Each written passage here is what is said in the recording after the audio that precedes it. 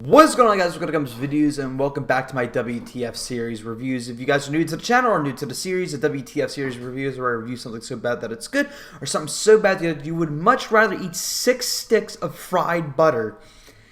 And man, that 6 sticks of fried butter sounds really good about now. Me, as a fan of film and superheroes, I tend to not really like older stuff, mainly because a lot of it, like really older stuff, like 70s, 80s, that stuff tends to be a lot slower pace, and especially back then, these films were made to be like comic book accurate and feel like a comic book because no one knew what to do with them. And that's what the Superman movies were. That's why I'm not the biggest fan of 1, not the biggest fan of 2.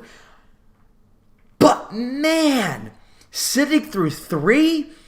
wow! I probably just got a bunch of dislikes for admitting that I did not like Superman the movie or Superman 2. But this film makes it so apparent what is wrong with the first 2 movies, but magnifies it. It's just a movie of things happening and Superman saving random people. If that's what you guys want, that's cool. There's a lot more wrong with this movie than that, but that is what makes these movies harder for me to watch. Is the fact that it's just cause, effect, cause, effect, cause, effect, cause, effect. There's a bunch of different causes and a bunch of different effects. Therefore, I'm just watching a bunch of different comic strips being glued together to make a movie. That's my biggest problem with these movies. But this... I will give the first movie this. It felt really charming and it felt like really important. You felt the importance of that movie. With this movie, it just feels random. A bunch of random shit happening, and half the characters, you just don't like half the characters. I like how the opening title sequence is just boring. It's literally boring. It's just like Star Wars texts, just of random actors. I knew I was in trouble when literally just random shit happened. Like, you see these toll booths and you see these phone booths just crashing down, and this businessman gets paint dropped on him. He's like, oh, let me get the umbrella, and he sees nothing's raining. He's like, oh, let me take down. Then more freaking paint just falls on him, and then 5 seconds later a bucket falls on him. I'm like, oh, this is the kind of movie we're going to be watching.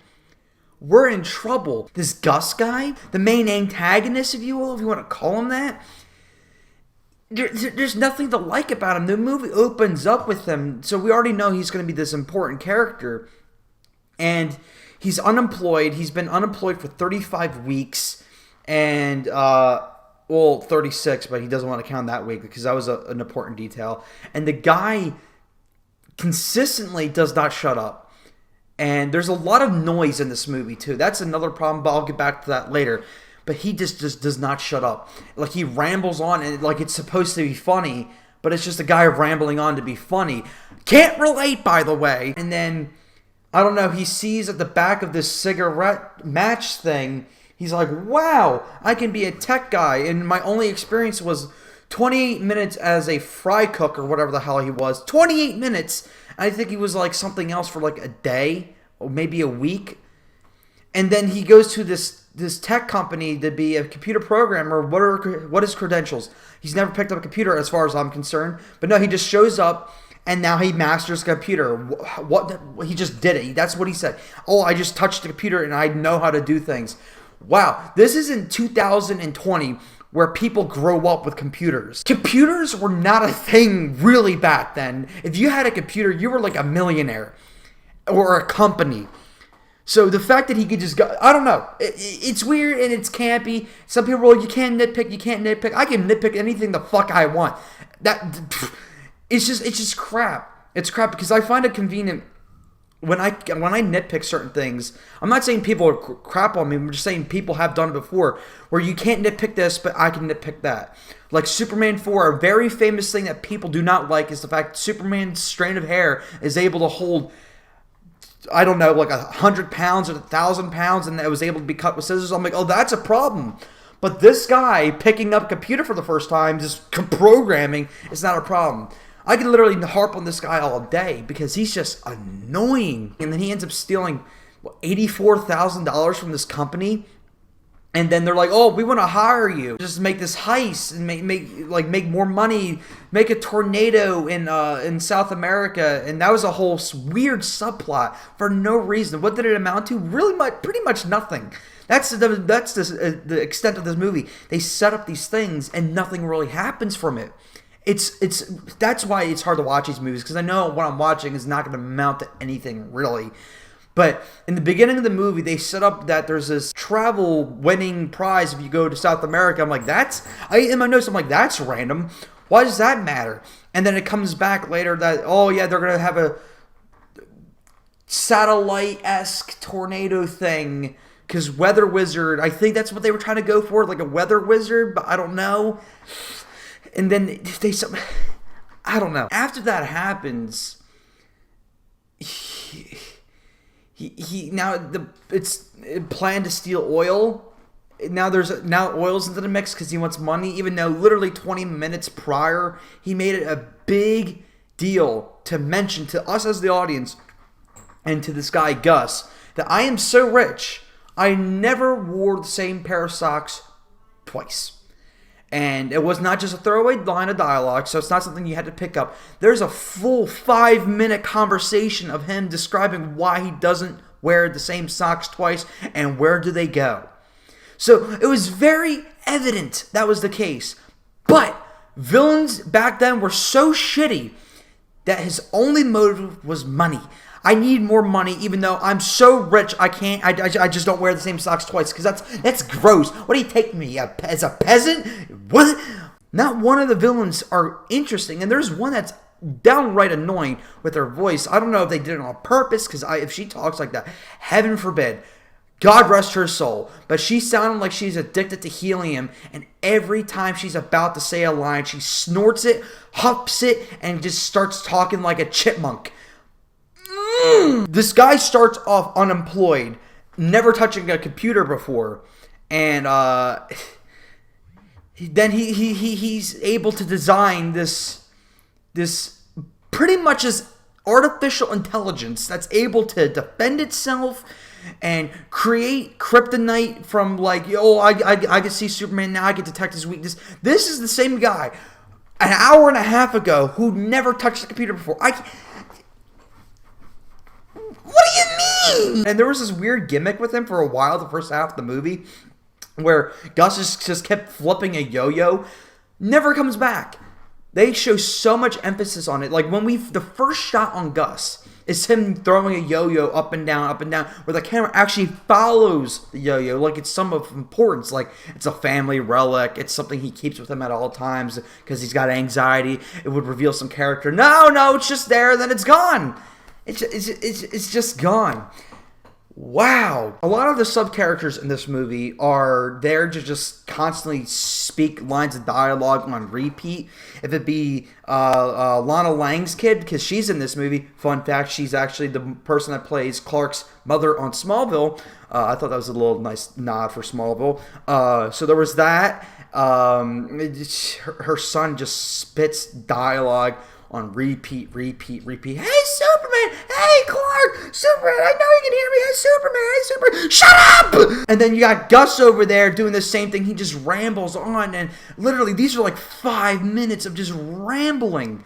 Just constant bickering that leads to nothing, that has no point to it. Reveal something! Character! No, it's just... And then the whimsical music... It just plays in the background. Like, we're like...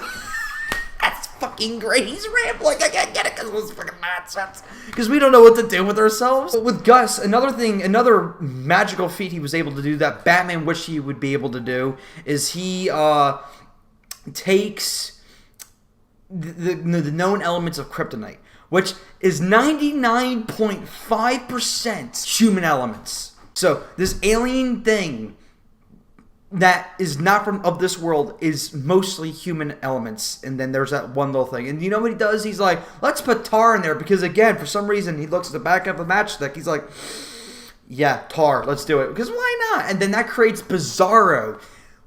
What? I get it's the 70s, but holy shit. What? So now there's a whole sequence where Superman's clothes are getting darker. He's getting a little broodier. He's getting a little meaner. And then there's this weird sequence where he's actually fighting Bizarro. And it's so cheesy. It's so crap because I remember wondering, is this real? Or is this like a battle in his mind? But if it was a battle in his mind, which it actually is the case, it's kind of both. It's weird. But it's actually a mental battle, which makes me ask, why is this guy having a mental battle? Oh, he's trying to fight his inner demons. What inner demons? Oh, created by the kryptonite. Oh, great drama. That's fantastic. Let me write the notes down. How to create conflict. Foreign object, mostly human elements, meant to be an alien element, and then put tar in there. Now that's kryptonite, right? And then he fights, and then I love how people bitch and complain about Henry Cavill Superman snapping a dude's neck. But never once in the conversation have people admitted that Superman, Christopher Reeve's Superman, tried to kill somebody. Yes, this Bizarro was a mental battle or whatever, but he didn't know that. And he grabbed his fucking Superman mittens, put it around this dude's neck, and squeezed until he turned purple. He was Thanosing this bitch. And then he just goes, presumably dies and then disappears. So we as an audience member know, okay, he was obviously fake. But he didn't know that. So he was downright to go kill somebody because he thought he had to. But since it's Christopher Reeves, everyone's like,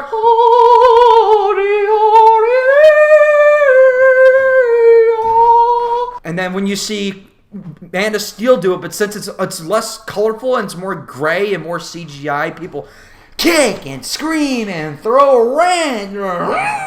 I don't know. I just found that to be funny. I don't know. It's whatever. And again, with this Superman movie and the other Superman movies, is just kind of highlight reels of Superman saving people.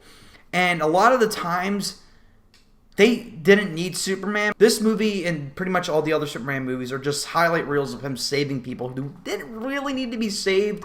But since people are either moronic, stupid, dumb, I'm just using different adverbs and adjectives. Well, not adverbs, adjectives to describe dumb people, but that's what they are, to save them. So, you got this one guy in a car drowning. This is like the opening sequence.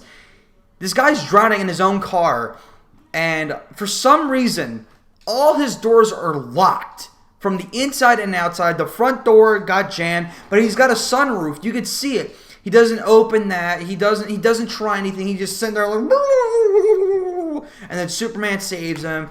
The dude with the camera, snippy. He didn't do that, so he got bitched out about that. That's another weird subplot that didn't really amount to anything. And then another time he saved someone was the kid when, I don't know, he was trying to find his dog because the weather was freaking out the dog because, tornado and I don't know. That's another plot that doesn't amount to anything, seeing a pattern here. But, yeah, the weather wizard dude, Gus, was there in Smallville for some reason. And, yeah, it was freaking out the dog. The kid goes to find him, and the next time we see him, he's on the ground with a cut on his head. What did it? Apparently a single pebble in the farm. A single pebble on the ground. He tripped on that, managed to not only fall forward, but he fell forward, backwards a little bit, head collapsed all right in the rock. Because, holy shit. Now Superman needs a rush to get to the kid because, you know why? Because now the farmers with the big ass motor cutting grass blades are about to run this kid over. Remember, these guys, these machines are like 12 feet up in the air. They can see over the blades into the field. And when Superman actually grabs the kid, you see him. You see the kid clear as day right in the ground. But this farmer guy was like, wow, what's Superman doing there? Holy shit, there's a kid. Man, I wish my pa didn't have sex with my mom because they're related. Maybe my vision was a little bit better. I don't know. This entire movie amounts to nothing. And that's why I hate this movie a lot, and just that's why I could never really resonate with the other movies, because it's just a highlight reel of Superman doing random saves. And I love how Lois Lane is like a main credit. She's like one of the first credits to be credited in the film in the opening title sequence, and she's in the movie the first 5 seconds and the last 5 seconds, and then they introduce a love triangle. Woo! Thank you guys so much for watching. If you want to see what I'm reviewing next week, make sure to stick to the end of the credits to see what I'm reviewing. And thank you guys so much for watching. I have a Twitter, Gumps_videos. Go follow me there for the latest news and updates on my channel, guys. And I have a Patreon, patreon.com/GumpsVideos. Yeah, any tier, get exclusive content. Once I get some patronage over there, you guys will be getting exclusive raunchy content. So make sure you guys do that over there. Thank you guys so much for watching. Please like, subscribe, and all that crap. Later and goodbye. Peace.